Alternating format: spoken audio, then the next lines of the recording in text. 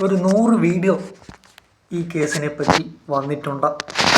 ഇതിൽ ആരാണ് കള്ളി, ദിയയാണോ അതോ ഈ 3 സ്റ്റാഫാണോ എന്നതിൽ ആർക്കും ഇതുവരെ ഒരു വ്യക്തതയും വന്നിട്ടില്ല. എൻ്റെ ഒരഭിപ്രായം മാത്രമാണ് ഇവിടെ പറയുന്നത്. ടാക്സി വെട്ടിക്കാനോ എന്തോ ആവട്ടെ, ഈ 3 സ്റ്റാഫുകളുടെ അക്കൗണ്ടിലേക്ക് പണം വന്നിട്ടുണ്ടാവാം. അത് ദിക്ക് കൈമാറിയിട്ടുണ്ടെന്ന് പറയുന്നു. ശരിയാവാം.